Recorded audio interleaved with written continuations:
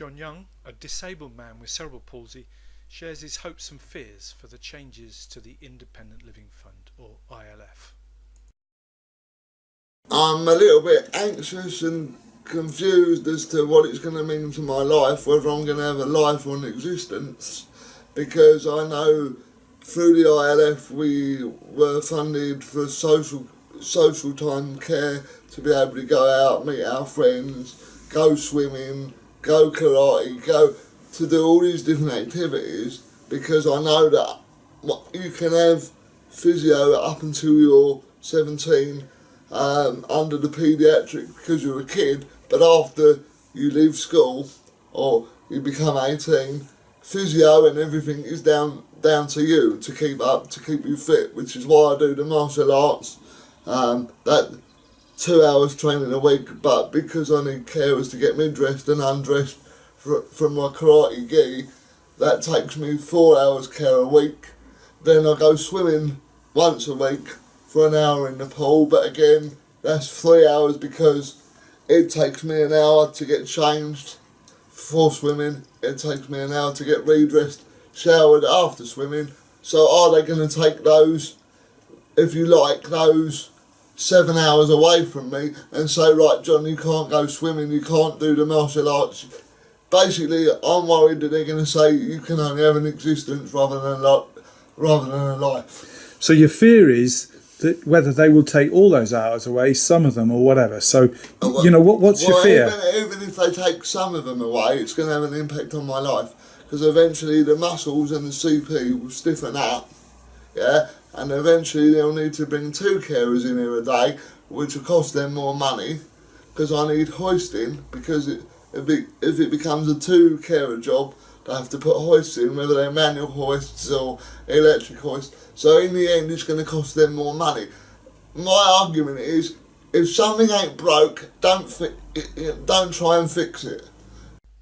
The government said in March 2014 the ILF will be transferred to local authorities from the 30th of June 2015.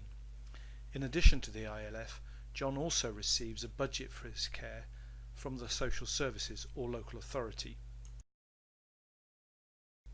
John uses his ILF and budget, called a direct payment, from the local authority to employ the care staff he needs to live independently.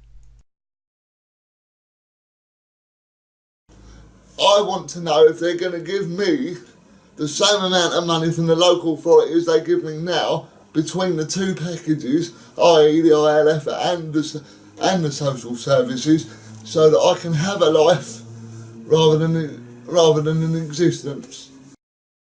And is my pot going to be the same as it is now, or is it going to shrink? Because mentally, it does a lot of damage, because you're living with uncertainty. And if they cut the carers' hours, so I'm on 70 hours a week now, roughly, and they cut it down to 50, well, obviously that's going to have an impact on the staff I employ. Or are they going to take them out? Are they going to take my staff on and make them work for the local authority and pay them themselves? So, because I get 4 overnight stays a week, I don't have to pay the bedroom tax. But what I'm saying is, if the local authority come around and say, right, John, we can cut you to two overnight stays a week, then that means that I've got to then pay a certain amount towards the bedroom tax, and I can't afford to pay £17 or whatever it's going to be, the bedroom tax per week. But presumably, if your hours are cut because of this, then you may have to make some staff redundant. And have you got the funding to pay for that redundancy? No, there's no money there available for that, and there's no money for us to pay staff pension scheme either. If I'm going through these problems now at 45, Nigel, what hope is there for the new generation? Because the direct payments and ILF gave inspiration to me to be able to live a normal life per se.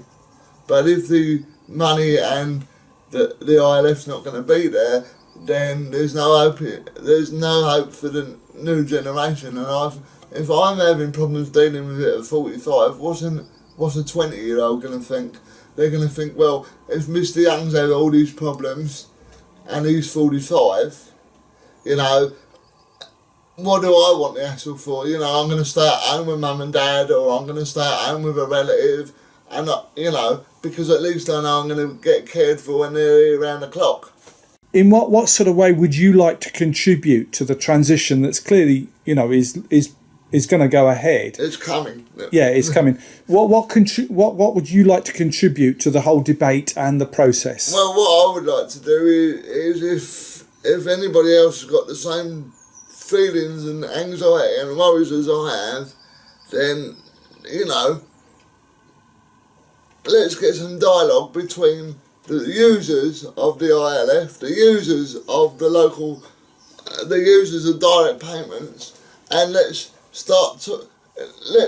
engage the local authority with us. If you want to join John and or support him, email nigel@semper.co.uk. Thank you. John Young was interviewed on the 16th of April 2014 by Nigel Fenner, Director of Semper CIC. Semper is a community interest company, and Semper stands for Supporting Employers Managing PAs.